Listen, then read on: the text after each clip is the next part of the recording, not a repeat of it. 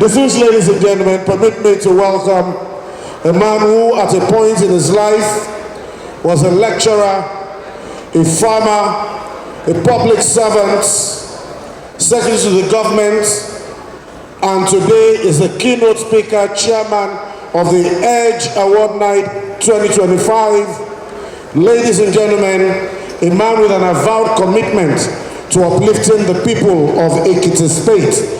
Please, let's welcome His Excellency, Mr. Abiodun Oyebanji, Executive Governor of Ekiti State, represented by his Chief of Staff, Mr. Oyeniyi Adebayo, as he presents the keynote speech for tonight. A round of applause for the representative of the Governor. Good evening, ladies and gentlemen.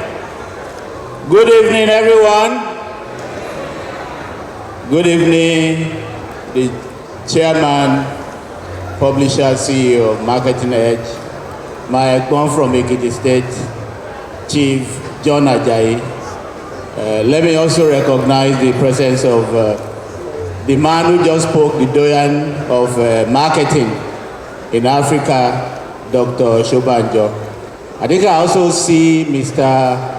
Ufot Edeme of SONU there. I remember he used to do some very interesting work for us when I was in the banking industry. So good to see you this evening, sir.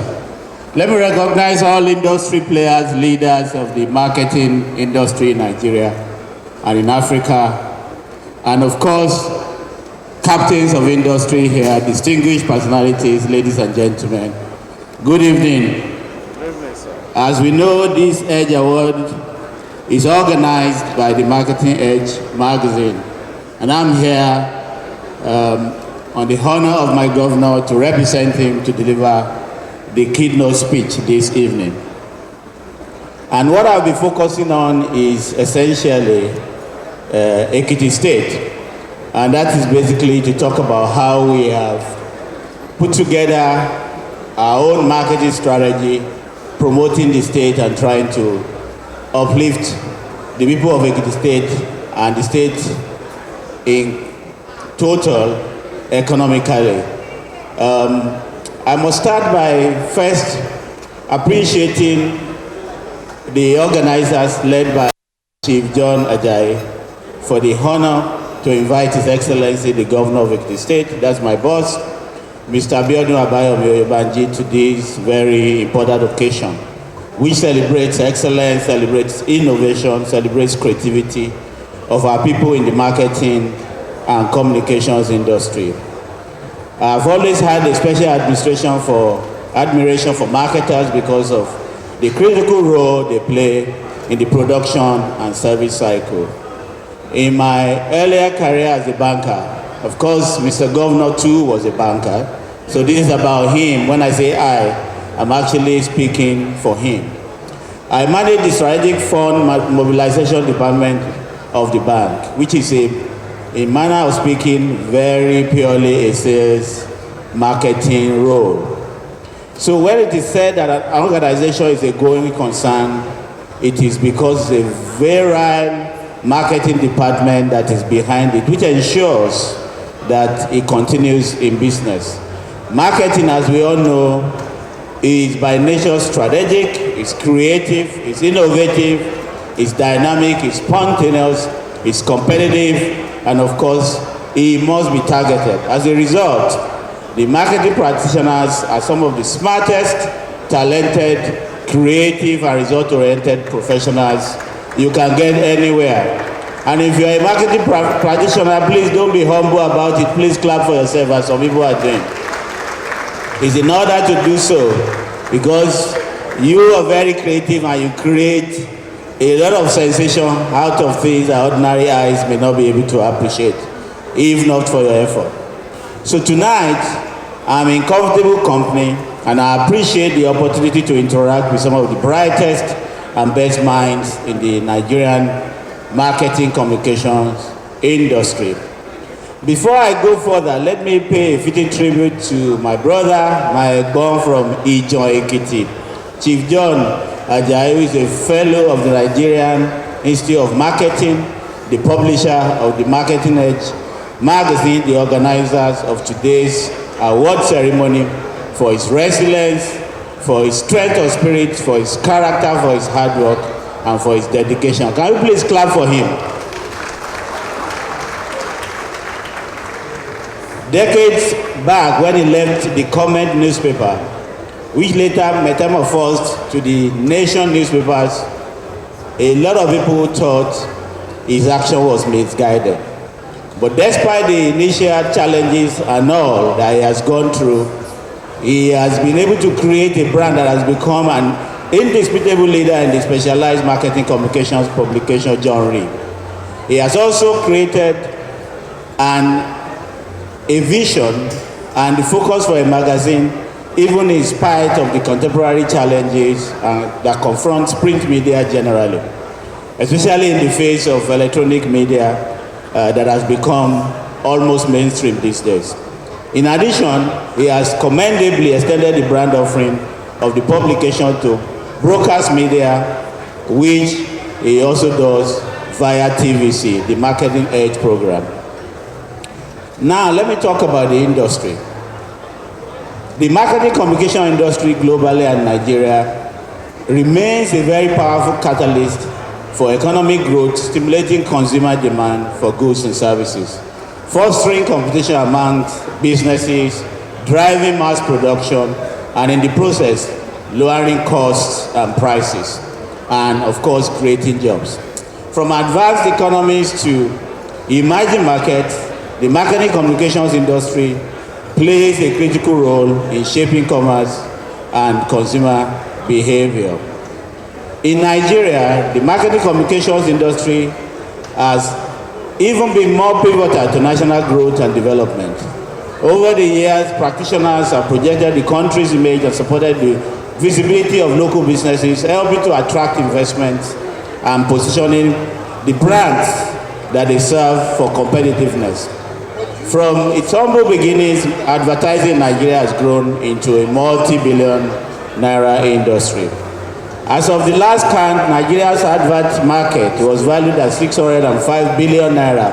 That was in 2023.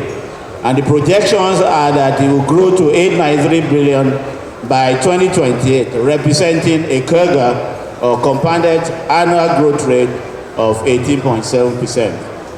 This trajectory highlights the sector's resilience and its contribution to the broader economy. The figure would have even been much higher if you factor in public relations, corporate sponsorships, social media influencing, and a host of what I would call below-the-line marketing spendings.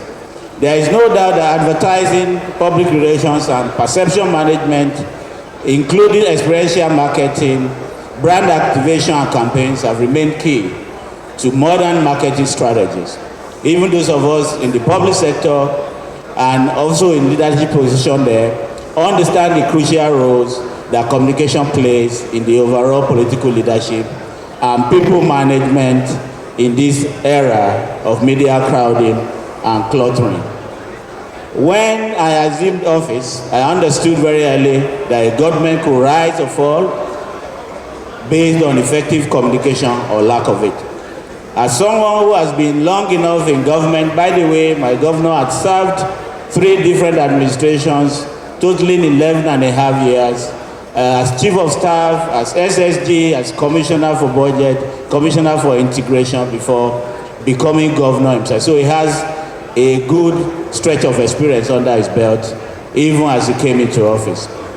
So he's saying he knew that delivering on your manifesto is long enough, and I also understand that communication must be designed based on the background of socio-cultural experience of the people. And the study that we have conducted in the Ekiti State suggests that we should adopt more of community engagement and stakeholder relationship management rather than the traditional above-the-line campaigns for our domestic audience. Findings also suggest that another critical aspect is to build communication on the thematic aspects of our 6 pillars of the administration to connect with critical stakeholders who not only feel involved, but have owned the administration and indeed are connected with those in government. This has greatly helped us in receiving inputs and feedback from the populace, holding sessions on policy formulation, communication, and overall delivery. Just yesterday and the day before, Mr. Governor, with all of the ESCO members, went to the 3 senatorial districts to take input for 2026 budget. And is on record and on a yearly basis in the past 3 years that he's been in the office, we've always been the first state to submit our budget to the State House of Assembly. And we always will do that town hall engagement across all of our senatorial districts in the month of August. We've already done the one for this year, and another week or two, our budget for 2026 will be ready and will be forwarded to the Assembly. And that is what happens when you are engaged with the people. You know what their yearnings and aspirations are. And indeed, that's the best way to actually market your government. And that we practice really very effectively.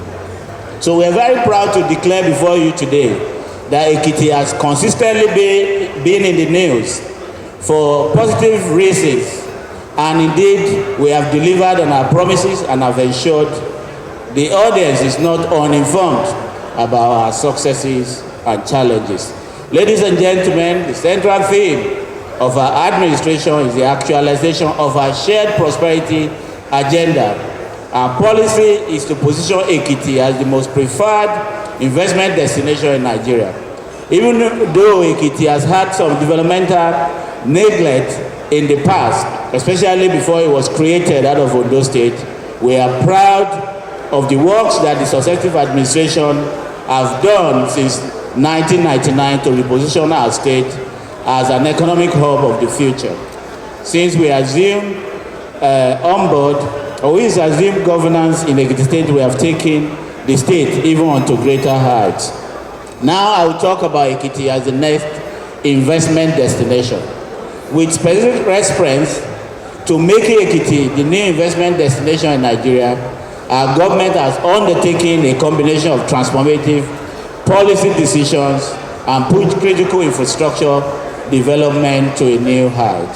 The policy focus of our state is to take advantage of the location that we enjoy, which is equidistant between the economic capital of Nigeria, Lagos, and the political capital of the nation, FCT, Abuja. So basically, if you're traveling to Abuja from Lagos, we are about midway from both ends. Ekiti also has a comparative advantage in agriculture. We also have an advantage in tourism, and of course, the knowledge economy. Our strategy has therefore been centered on encouraging investment in these areas. We know we must attract necessary investment in these sectors, and because of that, we have put in place certain critical infrastructures, such as roads, such as transportation, power, human capital development, and communication. On infrastructural development, we've taken advantage of being landlocked, even though that seems to be a disadvantage, but we have decided to turn it around. And we are convinced that we will make an impact and also strengthen ourselves even onto the future and be connected to the international market. And that's why today we have an agro-allied airport which has commenced non-scheduled flights, and in another couple of weeks or so, we will have the approval of the regulatory agencies to start commercial flights. And of course, we will also be doing a lot to improve on even the infrastructure we have concerning tourism. So for us, the idea of the Ekiti International Agro-Allied Airport was born out of necessity, because as they say, roads will connect you from one village to the other, to the next village, but an airport indeed is a road that takes you to the whole world, because once you are airborne, you can get to anywhere. And that's why we have done the airport, and it's completed now, not for the convenience of the elite, but to develop the economy of the state. As of now, all facilities are in place, and we are confident of being able to commence full commercial operations at the airport very soon, having gone through the mandatory 6-month period of test flight operations and non-scheduled flights. So if any of you have private jets or you can charter one, please feel free. You can land in Ekiti even tonight if you want to, because we are capable of doing 24-hour flight based on the infrastructure that we have installed at that airport. Similarly, our administration is currently working on over 200 kilometers of rural and urban roads across the different local governments. Many of the roads have been completed, and as a matter of fact, as some of you may know, the anniversary of this administration, the 3rd anniversary, is on the 16th of October. So during that week, a whole lot of these new roads will be will be commissioned by Mr. Governor and some of the distinguished personalities that he's going to invite to do the commissioning. And of course, as you know, there has been some noise about some of our federal roads. I'm glad to let you know that we have a lot of alternative state roads are in excellent condition. But more importantly, these roads have now had their contract awarded by the federal government, and funding is what we're waiting for to ensure that work starts. But I must say that the Aramoko area, Itaure Road, some of you may have followed the publications in recent time in social media space, is undergoing remedial works, and this is a precursor to the imminent comprehensive rehabilitation that road will receive. And some of the other roads that we've done is a brand new road, and I don't know how many states can boast of creating a new road that has not been in existence before. We just created what we call a ring road that is going to run a circle at a certain radius around the capital. So once you jump onto that road, you can go around and come back to the same spot without having to reverse or actually do a U-turn. And this road is in excellent condition. It's going to be commissioned in the next couple of weeks.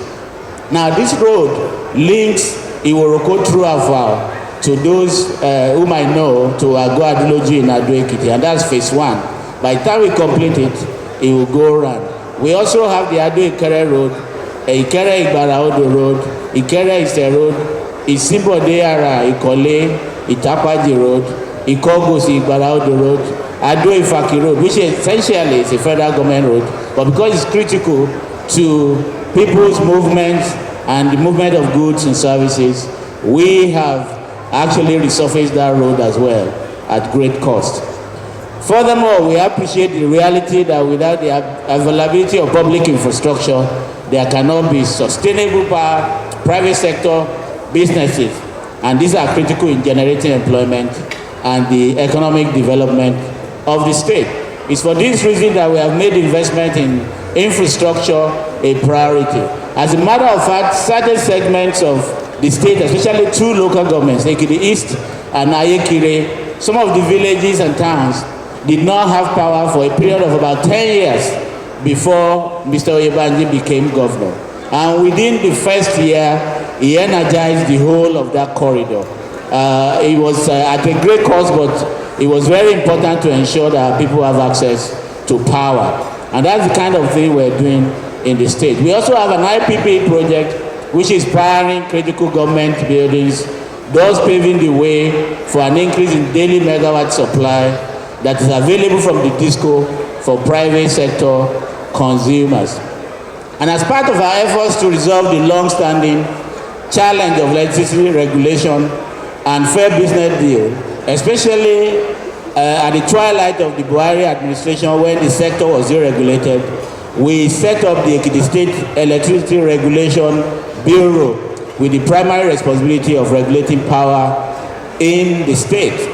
In addition, we also have an implementation of a massive house metering scheme which the government is driving and negotiated very affordable rates with some of the licensed meter providers to our communities. This has helped to reduce the incidence of overbilling, energy theft, and of course waste, in addition to assisting thousands of households to better manage their energy consumption. So in anticipation of the increasing needs of energy within the state and the upsurge in capital formation, we are currently undertaking expansion projects in the electricity transmission infrastructure. So we're working with TCN to ensure that indeed we have additional input coming to the state. As a matter of fact, we are working with SPIN, which is Sustainable Power Irrigation in Nigeria, to construct 2 × 60 MVA transmission stations in Ikere and Ijesha issue, and of course expand the 122 kVA line that supplies Ilupeju Ekiti, and also to just ensure that overall capacity to absorb more power supply from federal government is enhanced. In terms of ease of doing business, we see Ekiti as one of the best places to do business in Nigeria. Consistently will be ranked as the safest state in Nigeria when it comes to the issues of security matters. And we are proud to have been awarded the Presidential Award for Ease of Doing Business in the Southwest Geopolitical Zone. We attained this status because of the critical reforms that we have undertaken in land area especially, and the enabling legislations and the friendly regulatory environment. For example, we've created a very vibrant land bureau services, and we also have a one-stop shop for investors, which is in the body of Ekiti Development and Investment Promotion Agency, ECDIPA, which of course we have the Director General here, Mrs. Lolade Olutola is here with me this evening. So for investors who are looking to come to Ekiti, we have tax holidays and free registration of business premises and other incentives which will help you to settle down quickly. And we have a whole lot going on in agriculture. As a matter of fact, the investment that we have made in the last 3 years in agriculture has never been seen anywhere in the southwest of Nigeria. Already we have big players in the agricultural sector. An example is Agbeyewa, who is by far the largest cassava farmer in Nigeria, and all of his farms are actually within the confines of the state. We also have other players like Promise Point, FMS Market Farms, and a host of others. So this government remains committed to ensuring that investments, regardless of the industry, are safe and are profitable within the state. So we look forward to welcoming more investors to Ekiti State in the agro-allied industry space, because we see a whole lot of opportunities in the agricultural value chain. We also have what we call the Ekiti Knowledge Zone, which is our own smart city, our own Silicon Valley, which is being funded in consonance with the African Development Bank, and they've granted us a loan to the tune of $8 million to build high-tech industry, to build all of our technology experts and those who are really very talented in that field, the entrepreneurs, so that they can indeed unravel and live to their full potential. We are well positioned for tourism. Some of you, if not all, will know about the warm spring. Officially, our policy is to serve as a catalyst as government for tourism development, while the private sector takes the lead. It was for this reason that we handed over Ikogosi Warm Spring to Glosient Hospitality. And those who have been there in recent times, especially in the last 1 year or two, can attest to how serene the environment is and the state of the physical infrastructure, the buildings, and some of the facilities that we have there. I don't think there's any resort in Nigeria that is as good as what we have in Ikogosi presently. And as we say, go see Ikogosi. So I'd like to invite you to go there and enjoy the hospitality of Ekiti people, even if only for a weekend. So currently, we're also building a world-class center for arts and culture, which will serve the creative sector. When completed, it will boast of a film village, a crafts village, arts exhibition, and collection center, as well as a cinema and a host of other service offerings that are central to the development of arts, culture, and tourism in the state. And in closing, I would like to make it clear that Ekiti is ready for business, and we would like to invite investors to seriously consider investing in the state. There are still many more areas of cooperation and investment opportunities that all of you can explore. And as marketing communication professionals, I can assure you that we will continue to draw on your professional expertise in driving home our professional and promotional efforts. You are very critical in helping to position Ekiti to the relevant audiences For those in the outdoor advertising space, the Ekiti signage and advertising agency is well positioned to work with you, and they are well equipped to work collaboratively or to mutual benefit. Finally, again, I want to thank the organizers of this award, notably my Chief John Ajayi, for organizing this gracious event. And I thank you all for listening. May God bless Lagos State, may God bless Ekiti State, may God bless Nigeria. Thank you very much. Thank you very much.